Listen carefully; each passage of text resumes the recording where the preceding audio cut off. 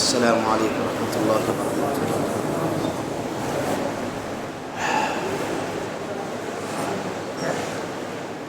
الحمد للہ کفا وسلام علی عباده الذین اصطفى، اما بعد فاعوذ باللہ من الشیطان الرجیم، بسم اللہ الرحمن الرحیم۔ فإذا جاء أجلهم فلا يستأخرون ساعة ولا يستقدمون۔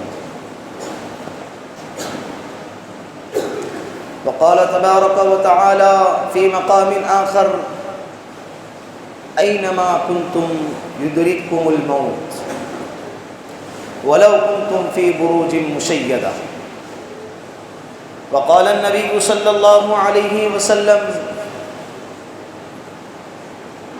اکثروا ذکر حازم اللذات الموت۔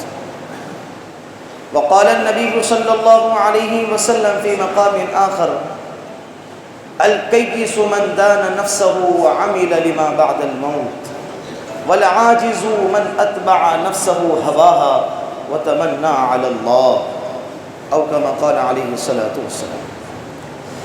صدق اللہ المولانا العظیم وصدق رسولہ النبی الکریم، ونحن على ذلك من الشاہدین والشاکرین والحمد للہ رب العالمین۔ پیار اور محبت کے ساتھ ایک مرتبہ اللہ کے رسول کے ذات اقدس پر درود پاک کا نذرانہ پیش کریں۔ اللہم صلی علی محمد فی اول کلامنا، اللہم صلی علی محمد فی اوسط کلامنا، اللہم صلی علی محمد فی آخر کلامنا۔ یہ محفل، یہ مجلس، یہ مسجد کی آبادی مکمل 8 مہینوں کے بعد نظر آ رہی ہے۔ دعا کرے کہ اللہ رب العزت اس نعمت سے موت تک ہمیں کبھی محروم نہ فرمائے۔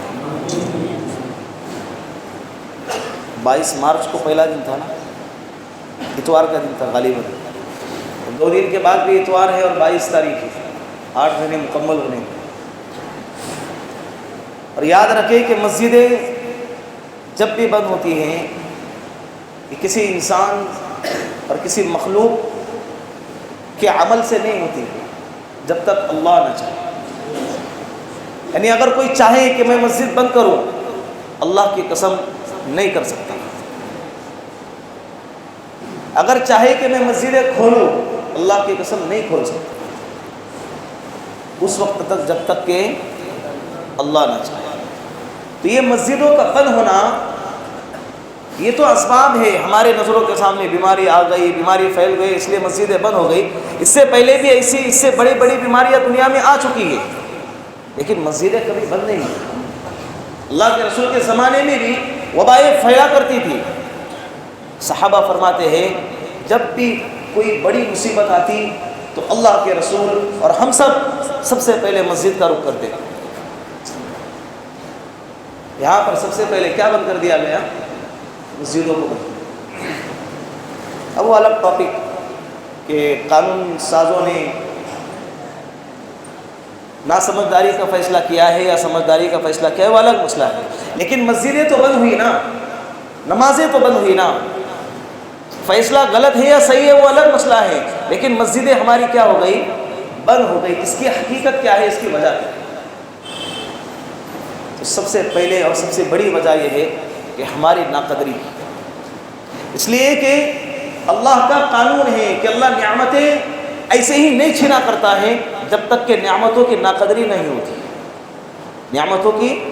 اس لیے کہ قرآن کریم میں ہے لئن شکرتم لأزیدنکم، میرے بندو اگر تم کو جو نعمتیں میں نے دی ہیں اس نعمتوں پر شکر کرو گے، میرے عزت و جلال کی قسم میں اس نعمتوں کو بڑھاؤں گا۔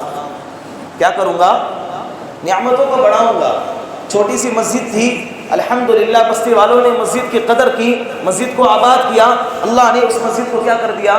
بڑھا دیا۔ 1 منزلہ تھا 2 منزلہ بنا دیا، 2 منزلہ تھا 3 منزلہ بنا دیا، نعمت بڑھتی گئی۔ کیا ہو گئی؟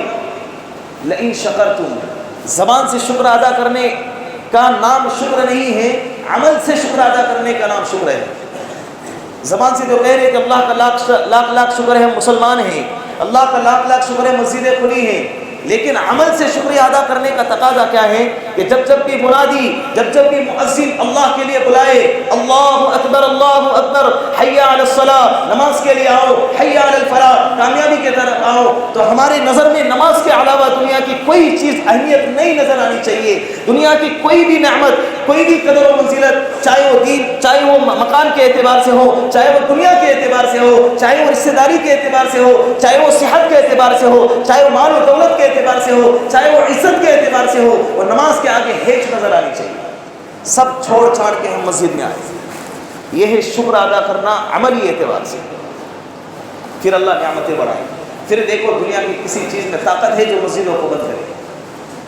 کسی جگہ پر چرچ مسجدوں میں اللہ تبدیل کرتے ہیں تو کسی جگہ پر اللہ مسجد کو مندروں میں تبدیل کرتے ہیں.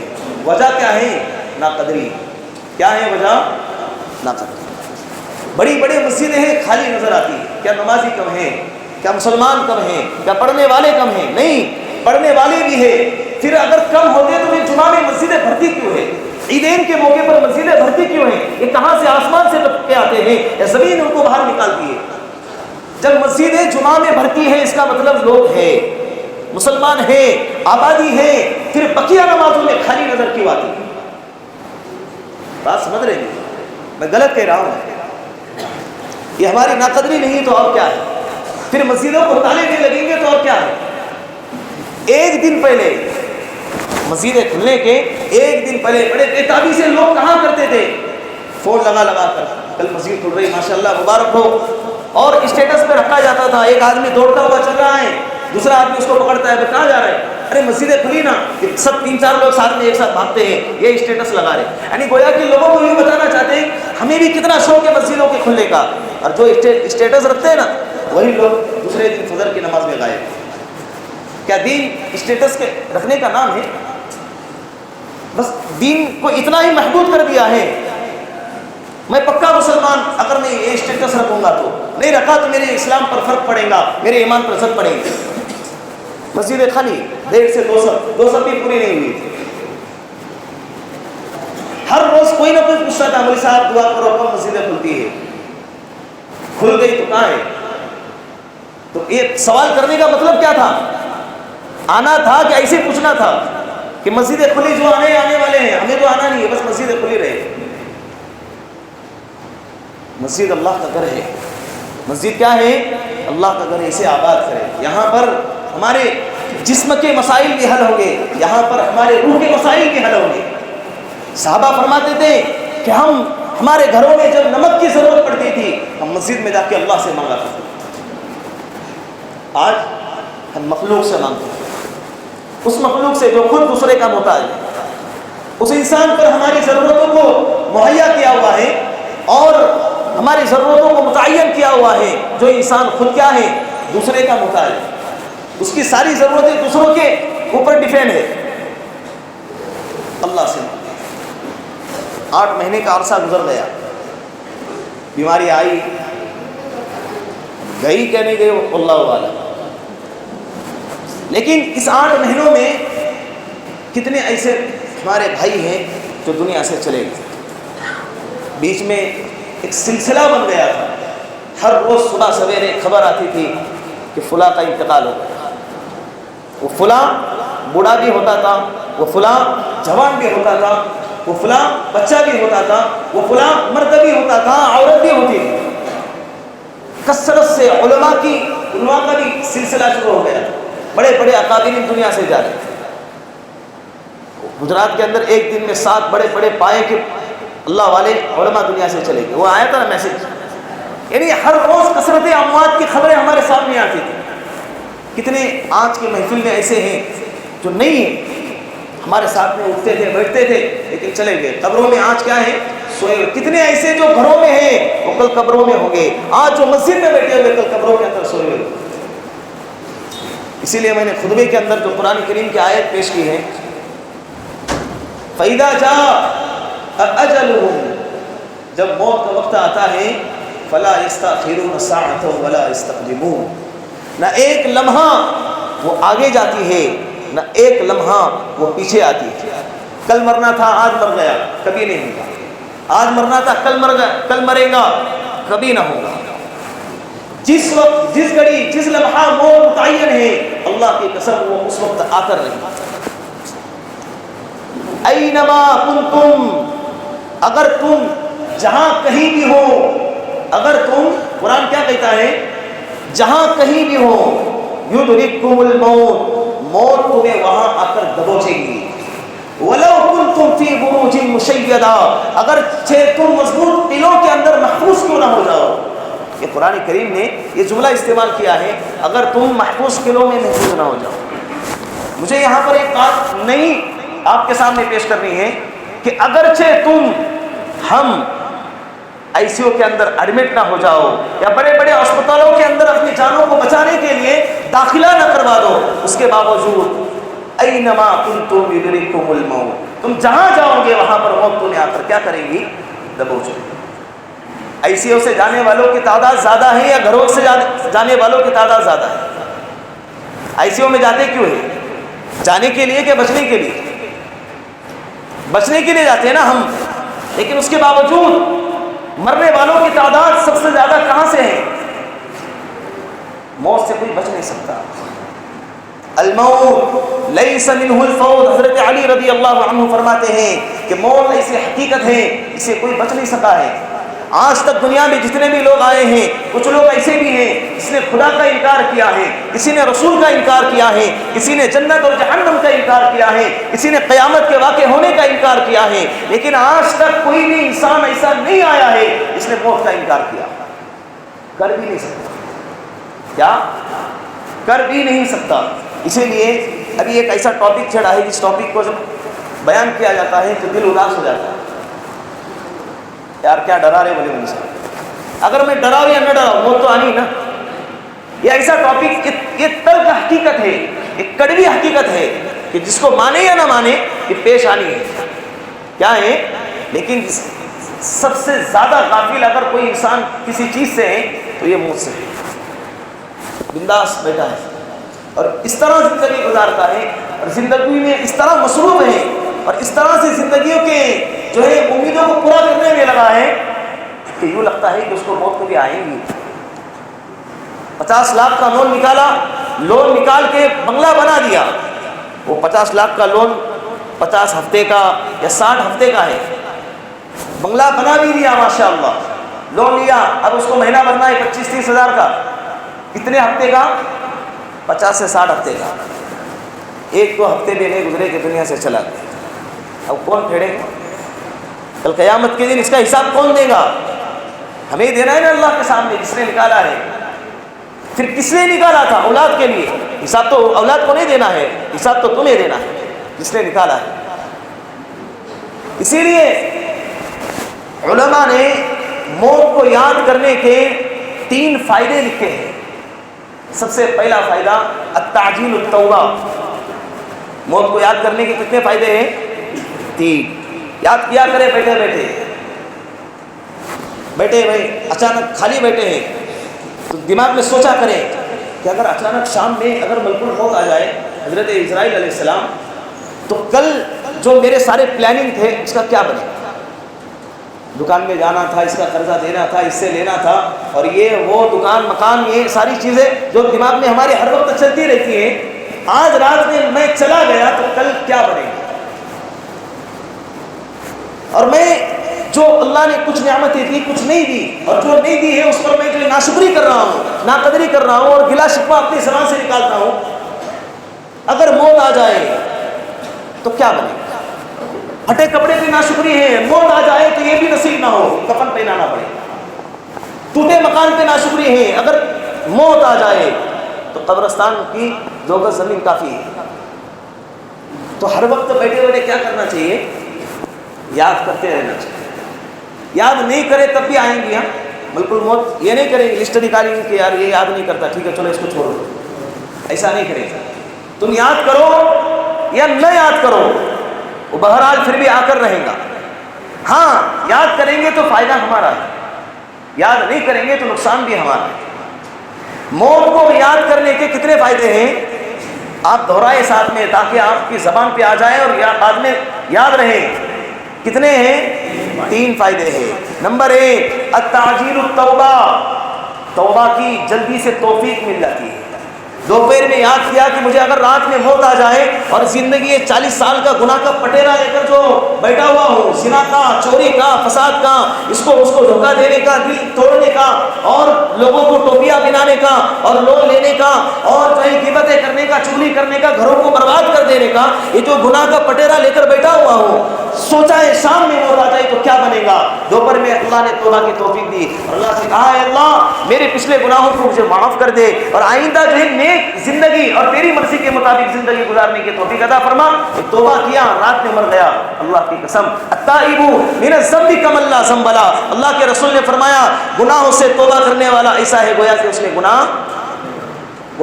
گناہ کیا ہی. اب اللہ کے سامنے جائے گا، کیسے جائے گا؟ صاف ستھرا، ایک دم کلین. کیا ہے کالا، لیکن توبہ نے اس کو کیا کر دیا؟ سفید کر دیا، اس کو دھو دیا ہے. ایک چھوٹا سا عمل توبہ. اور یہ توبہ کی توفیق کب ملے گی؟ موت کو یاد کریں. موت یاد آئیں گی تو گناہ پر ندامت ہوگی. موت یاد آئیں گی تو گناہ پر کیا ہوگی؟ ندامت. تو اس لیے موت کو یاد کریں گے اور توبہ کریں گے. ہر وقت توبہ کرنے کے لیے وضو کرنا، مصلی کی شکل میں مسجد میں آنا، 2 رکعت نماز پڑھنا یہ ضروری نہیں ہے. یہ افضل عمل ہے لیکن یہ ضروری نہیں ہے. گاڑی چلا رہے اچانک گناہ کی ندامت دل میں آئے، یار میں نے بہت بڑا گناہ کیا ہے، مجھے نہیں کرنا چاہیے تھا، میں اللہ کو کیا جواب دوں گا. بعض لوگ ایسی غلطی کرتے ہیں کہ جیسے میں ایک چھوٹی سی مثال دیتا ہوں، میں اپنے آپ کو بڑا نہیں سمجھ رہا ہوں. جیسے کچھ ساتھی ایسی غلطی کرتے ہیں کہ میرے سامنے آگے کو شرماتے ہیں، جیسے داڑھی کاٹنا ہے یا کچھ اور عمل ہے، بہت ساری چیزیں ہیں، تو سامنے آنے سے کیا شرماتے ہیں. تو مجھے اس وقت یہ دل میں آتا ہے کہ یار میری تو کوئی حقیقت نہیں، میں نہ اس کو سزا دینے والا ہوں نہ جزا دینے والا ہوں. جب یہ میرے سامنے آنے سے شرماتا ہے تو کل قیامت کے دن اللہ کو کیا منہ دکھائے گا؟ اللہ کے رسول کے سامنے کیا چہرہ دکھائے گا؟ جو حساب لینے والا ہے، جو سزا اور جزا دینے والا ہے، اس کے سامنے کس منہ سے جائے گا؟ کیا منہ لے کے کھڑا ہو جائے گا؟ توبہ کرتے رہنا چاہیے. دوسرے نمبر پر قناعت القلوب. دوسرے نمبر پر قناعت القلوب، دل کے اندر قناعت کی کیفیت پیدا ہو جائے. جو ملا الحمدللہ، جو ملا 4 ویلر نہیں 2 ویلر ہے الحمدللہ، 2 ویلر نہیں سائیکل ہے الحمدللہ، سائیکل نہیں ہے پیر تو ہے الحمدللہ. حضرت شیخ سعدی رحمۃ اللہ علیہ بہت بڑے اللہ والے تھے، بہت بڑے اللہ والے. نعمتوں کو اگر بڑے والی نعمت سے کمپیئر کریں گے نا، ہمیشہ ناشکری کی کیفیت دل کے اندر آئے گی. گھر ہے، بنگلے والوں کو دیکھیں گے تو ناشکری کی کیفیت پیدا ہو جائے گی. اگر گھر ہے نیچے جو بے گھر والوں کو دیکھیں گے نا تو شکر کی کیفیت پیدا ہو جائے گی. اس لیے ہر وقت اپنے سے نیچے، دنیاوی اعتبار سے، مال کے اعتبار سے، دنیاوی اعتبار سے نیچے والے طبقے کو دیکھنا چاہیے تاکہ شکر کا مادہ پیدا ہو جائے. اور دین کے اعتبار سے، علم کے اعتبار سے، عبادات اور تقوی کے اعتبار سے ہر وقت اپنے سے اوپر والے لیول کے لوگوں کو دیکھنا چاہیے. یار کتنے روزے رکھتا ہے؟ میں نہیں رکھتا ہوں، مجھے بھی رکھنا چاہیے. کتنی نمازیں پڑھتا ہے؟ مجھے بھی پڑھنا چاہیے. شکر کی کیفیت پیدا ہوگی. تو حضرت شیخ سعدی رحمۃ اللہ علیہ بڑے اللہ والے تھے، بہت بڑے اللہ والے. 120 سال کی عمر تھی ان کی. 30 سال علم کے حاصل کرنے میں گزر گئے، 30 سال دنیا میں سفر کرنے میں گزری ہے، گھومنے پھرنے کے لیے نہیں، اللہ کے مخلوق کو دین پہنچانے کے لیے اور غور و فکر کرنے کے لیے. 60 سال ہو گئے. 30 سال کتابت میں، لکھنے میں، کہ 30 سال میں کیا علم حاصل کیا اور سفر میں کیا تجربہ لیا ہے. پورا تجربہ، پورا علم 30 سال پورے مکمل لکھنے میں گئے. کئی کتابیں لکھی ہے انہوں نے. کتنے سال ہو گئے؟ 90 سال. 30 سال پڑھنے میں، 30 سال سفر میں، 30 سال لکھنے میں، 90 سال. آخر کے 30 سال گوشہ نشین ہو کر خانقاہ میں اور تنہائی اختیار کرتے اللہ اللہ کو یاد کرتے ہوئے دنیا سے چلے گئے. 120 سال کی عمر. تو ایک مرتبہ دمشق میں رہتے تھے. دمشق میں اچانک ان کو ایک مرتبہ دل میں یوں خیال ہوا کہ اللہ میں تیری اتنی عبادت کرتا ہوں، تجھ کو اتنا چاہتا ہوں، میرے پیر میں چپل نہیں ہے، گرمی کا موسم ہے، اور تو اپنے محبوب بندوں کو چپل سے محروم کرے گا. اللہ کو شکایت کرنے کے لیے دمشق کی جامع مسجد کے لیے نکلے. گھر سے نکلے. کیوں نکلے؟ اللہ سے بولو نا، اللہ سے شکایت کرنے کے لیے نکلے. جب مسجد کے قریب پہنچے ہیں تو مسجد کے باہر ایک شخص کو بغیر پیر کے بھیک مانگتے ہوئے دیکھا ہے. تو آنکھوں سے آنسو آئے. اے مولا، اس کو تو نے پیر نہیں دیے، میں تو چپل پر رونے بیٹھ گیا. اے اللہ تیرا لاکھ لاکھ شکر ہے، تو نے مجھے پیر تو عطا کیے. اسی لیے قناعت القلوب، دل کے اندر قناعت کی کیفیت، جو اللہ نے دیا ہے اللہ تیرا لاکھ لاکھ شکر، جو لباس دیا ہے اللہ کے رسول صلی اللہ علیہ وسلم ایک مرتبہ کپڑے سکھا رہے تھے، نماز کا وقت ہوا، ایک صحابی آئے، کہا کہ یا رسول اللہ نماز کا وقت ہوا ہے، اللہ کے رسول نے فرمایا کہ انتظروا، انتظار کرو۔ کیوں انتظار کرو؟ کسی کام میں مشغول نہیں تھے، کپڑا ایک ہی تھا، جو دھویا تھا وہ گیلا تھا، سوکھ نہیں رہا تھا، اس کے سوکھنے کا انتظار کر رہے تھے۔ کپڑوں کی تھپی لگی ہوئی ہے الماریوں میں ہمارے، پھر بھی ناشکری کے الفاظ زبان پہ ہے یا نہیں؟ بتاؤ کون ہے ایسا مرتبہ جس کے پاس 2 اور 3 ہی جوڑے ہیں، اس سے اوپر نہیں ہے کہ نہیں؟ کپڑوں کی تھپی ہر دن کے الگ الگ، ہر پروگرام کے الگ الگ، نکاح کا الگ، جنازے کا الگ، جنازے میں بھی الگ الگ کپڑے پہن کر آتے ہیں، سفید کپڑے تاکہ لوگوں کو لگے میں غم میں ہوں۔ ہر پروگرام کا ایک ایک الگ لباس ہے، اس کے باوجود زبان پہ کیا ہے؟ ناشکری کے الفاظ۔ اللہ نعمتیں دینے پر قادر ہے نا، اللہ نعمتیں چھیننے پر بھی قادر ہے۔ جو نعمتیں اللہ نے دی ہے، جیسی زندگی اللہ نے دی ہے، شکر ادا کرو۔ لئن شکرتم، بولو نا، لازیدنکم، اللہ نعمتیں بڑھاتا ہے شکر کرنے پر۔ تیسرے نمبر پر تیسرا فائدہ موت کا، عبادات کے اندر شوق پیدا ہوگا۔ نشاط فی العبادہ، عبادت میں کیا پیدا ہوگا؟ شوق پیدا ہوگا۔ ارے جب مجھے دنیا سے جانا ہی ہے تو میں دنیا میں کیوں دل لگاؤں؟ کیوں نہ میں اللہ کے سامنے کھڑا ہو جاؤں؟ ہم نمازیں شوق سے پڑھیں گے، ہم روزے شوق سے رکھیں گے، اللہ کو منائیں گے شوق سے۔ تو یہ 3 فائدے ہیں کس کے؟ موت کو یاد کرنے کے۔ یہ یاد کریں گے تو 3 فائدے ملیں گے، یاد نہیں کریں گے تو اس کے بھی 3 نقصانات ہیں۔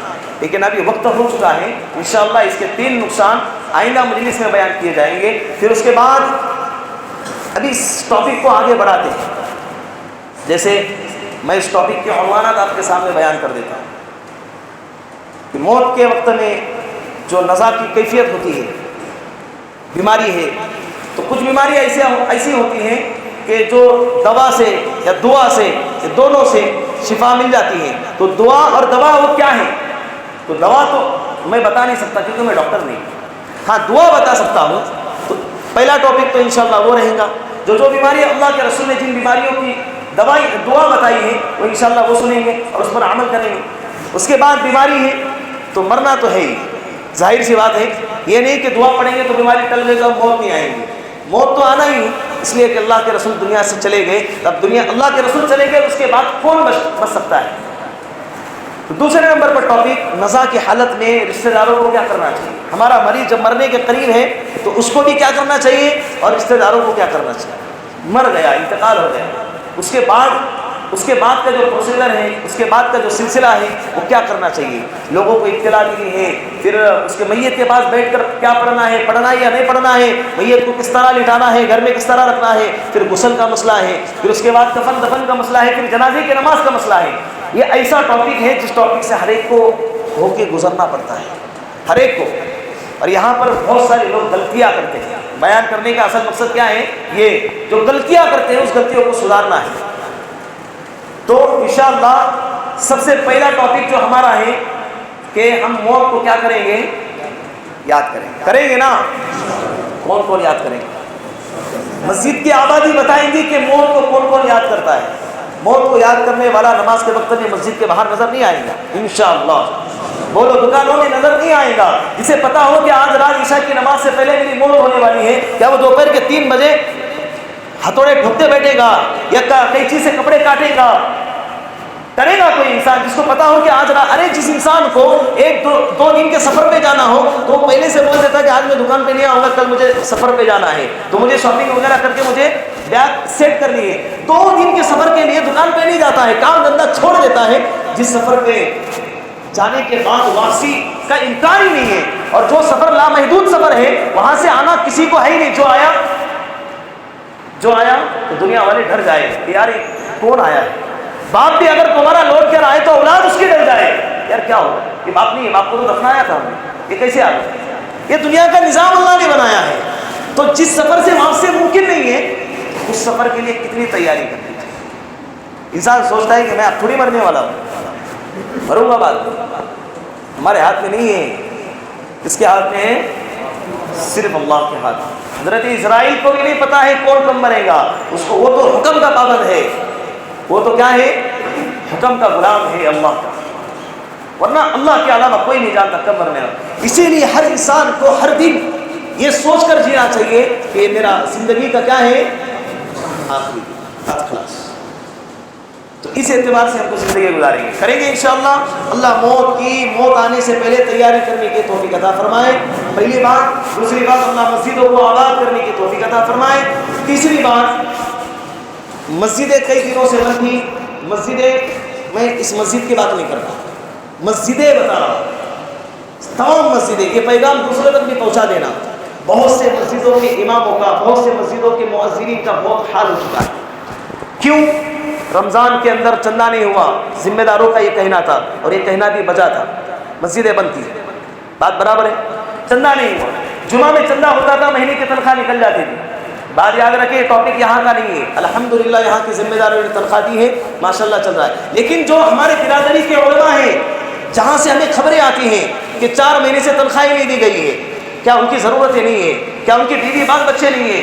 ان کے کھانا اور پینا نہیں ہے؟ راشن کا ایک کٹ دے دیے تو زندگی کی ضرورتیں پوری ہو گئی. پھر ہاسپٹل کا کیا مسئلہ ہے؟ جو خواہشات کا کیا مسئلہ ہے؟ باقی ضروریات کا کیا مسئلہ ہے؟ وہ کیا کریں گے؟ تو بہت ساری مسجدیں ہیں. اب کے بعد جمعہ میں ہو یا جیسے ہی آپ کا دل کہتا ہے، تو اللہ کے لیے مسجدوں کے اندر تعاون کرنے کی کوشش کریں. کیا کریں؟ مسجدوں کے اندر تعاون کرنے کی کوشش کرے. بہت سے اماموں کو نکالا گیا. کیوں؟ حالات کی وجہ سے. نکالنا بھی مجبوری تھا، اور جو ہے تنخواہ ہی نہیں دی گئی، تو تنخواہ نہ دینا بھی ایک مجبوری تھی. وہ اپنی جیب سے تو نہیں دے سکتے. دوسری بات، یہ تو ایک علمیہ ہے. کیا ہے؟ علمیہ کہتے ہیں کہ ایک درد بھرا واقعہ جس کو کہتے ہیں. ابھی ایک مثال دیتا ہوں، میں نام لیے بغیر واقعہ بیان کرتا ہوں کہ ایک مولوی صاحب کے پاس ہم گئے. ان کے سامنے جب راشن کا کٹ رکھا گیا تو انہوں نے کہا، ان کے 3 بچے ہیں ماشاءاللہ، کہا کہ 4 سے 5 مہینے ہو گئے اس مسجد سے ہم کو تنخواہ نہیں دی. اب بیچارہ سوچ، وہ بستی کے لوگ، مثال کے طور پر آپ سے سوال کرتا ہوں کہ ایک مسجد ہے، اس مسجد کے اطراف میں کتنے مکانات ہوں گے؟ کتنے مکانات ہوں گے؟ کتنے؟ 30 پکڑو. 100-200 مکانات ہوتے ہیں ہر مسجد کے ارد گرد میں. 30 مکانات پکڑو.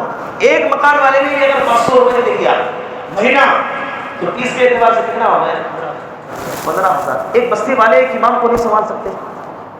ایک بستی والے مل کے ایک مسجد کے مؤذن کو نہیں سنبھال سکتے. ایک مسجد کو نہیں سنبھال سکتے. ساری ضرورتیں پوری ہو رہی ہے، صرف مسجد کے بعد آتے تو لاتا ہو. بزنس تھوڑا نیچے آیا ہے، کاروبار ٹھپ چل رہا ہے، سب بند ہے. یہی لاک ڈاؤن ہے. جب کپڑے خریدنے کی باری آتی ہے تو لاک ڈاؤن نہیں ہے. وہ ساری چیزیں، میں اپنی بات نہیں کر رہا ہوں، پھر سے الفاظ دوہراؤں تاکہ بدگمانی کے شکار نہ ہو جائے. حالات ایسے ہیں تو اس پر بھی لوگوں کو توجہ دینی چاہیے. اب اس مسجد کی بات آئی تو سالانہ جو چلتا ہے، الیاس بھائی حساب جو جمع کرتے ہیں، جس نے جمع کیا ہے کوئی مسئلہ نہیں، جس نے نہیں جمع کیا ہے وہ الیاس بھائی کے پاس وقت لکھتے ہیں، ان کے پاس جمع کریں گے انشاءاللہ. اللہ عمل کی توفیق عطا فرمائے. وآخر دعوانا ان الحمد للہ رب العالمین.